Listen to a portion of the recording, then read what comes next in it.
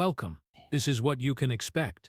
True scary stories. Tonight we delve into another eerie tale that blurs the line between reality and the unknown. If you love exploring the mysterious and the macabre, subscribe and turn on notifications so you never miss a haunting story. Now, dim the lights, settle in, and prepare for a journey into the depths of the most haunting legends. They say some objects carry memories. A ring worn by a lost lover. A chair where an old man spent his final days. A child's favorite toy, left behind long after they're gone. But some objects don't just hold memories, they hold something else entirely. Something that refuses to let go. This is the story of a doll. A simple, fragile thing made of porcelain and cloth. It should have been nothing more than an antique, a piece of forgotten history. But for one family, it became something far worse. The year was 1970. The Perron family had only recently moved into their new home in Harrisville, Rhode Island, a quiet, sprawling farmhouse surrounded by dense woods. The house was old, built in the 18th century, but it had charm, a history that spoke to them. Carolyn Perron, the mother of 5 daughters, loved antiques. She was fascinated by relics of the past, drawn to their mystery. So when a package arrived one afternoon, an unmarked box left on their doorstep, she didn't think twice before bringing it inside. Inside the box was a doll. Porcelain, delicate, dressed in a faded lace gown. The kind of doll a little girl might have treasured a century ago. There was no note, no explanation. Just the doll, nestled carefully in old, yellowed tissue paper. Carolyn assumed it had been sent by a distant relative. Perhaps an heirloom passed down, meant for one of her daughters.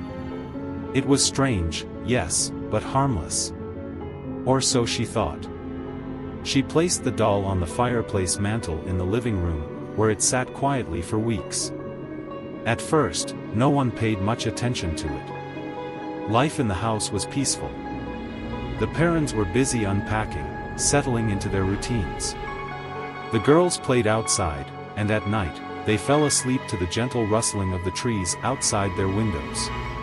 But then, the little thing started happening. It began with sounds. Soft tapping noises in the middle of the night, like tiny fingers drumming against the walls. At first, Carolyn assumed it was the old house settling. But then, there were the footsteps, light, careful steps echoing through the upstairs hallway when no one was there. The children heard them too. They would wake up in the middle of the night, swearing they had heard someone outside their doors. Then, objects started moving. Small things, at first. A book placed on a table would be found on the floor. A chair slightly pulled out from the dining room table. Carolyn dismissed it, thinking maybe one of the girls had moved it and forgotten. But then, the doll began to move. Carolyn would place it on the mantel one night, only to find it on the coffee table the next morning. She assumed one of the girls had taken it down to play with and forgotten to put it back. But when she asked them, they all denied touching it. Then one night, she woke up to a soft creaking sound. It came from downstairs.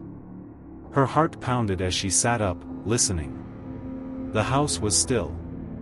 But the feeling lingered, a heavy presence, as if someone was watching her. She forced herself to go back to sleep. The next morning, the doll was in the kitchen. Sitting in one of the chairs. That was when the nightmares started. The girls would wake up in tears, whispering about the doll. How it had been in their dreams, standing at the foot of their beds. Watching them. Carolyn tried to comfort them, but she couldn't shake the feeling that something was wrong. One night, she decided to test a theory. Before bed, she placed the doll in the hallway closet, shutting the door tightly. If it moved this time, she would know for sure that something was happening. At exactly 3:15 a.m., she woke up with a jolt. A loud thud echoed through the house. She held her breath, listening. Silence. Slowly, She got out of bed and made her way toward the hallway, her fingers trembling as she reached for the closet door. The door was open. The doll was sitting in the middle of the hallway floor. Its head was tilted slightly, its lifeless eyes staring straight ahead. That was the moment Carolyn knew.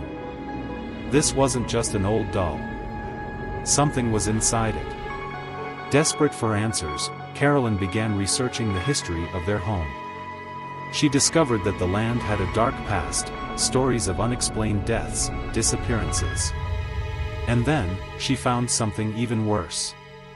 A tale of a little girl who had lived there long ago. A little girl who had died under mysterious circumstances. The more Carolyn learned, the worse things got. The disturbances became violent.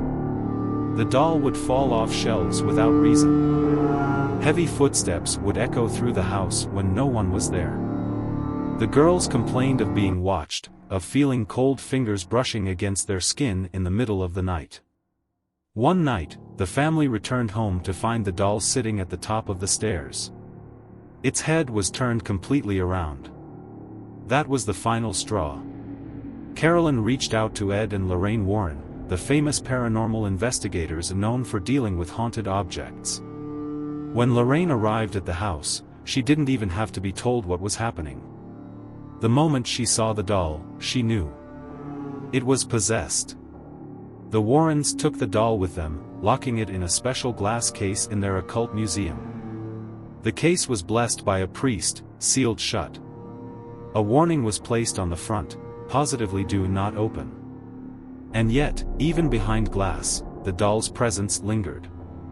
Visitors to the museum reported feelings of dread when they stood near it. Some claimed to see its expression change. Others, who mocked it, experienced terrible misfortunes after leaving. The doll had a name now. A name that would become infamous. Annabelle. And though it remains locked away, there are those who believe it is still waiting. Watching. And if you listen closely, you can still hear the soft sound of tapping in the dead of night.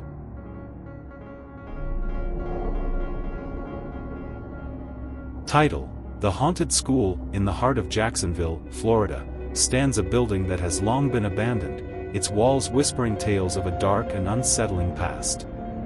Known to locals as the Devil's School, this once thriving institution has become the epicenter of chilling legends and ghostly encounters.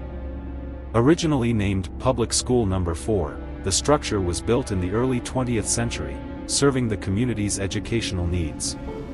For decades, children filled its classrooms, and the halls echoed with their laughter and learning. But as time passed, the building's fortunes waned, and it was eventually shuttered, left to decay and be reclaimed by nature. As the years went by, stories began to emerge about the abandoned school. Some spoke of a janitor who had worked there during its final years, a man known for his reclusive nature and unsettling demeanor.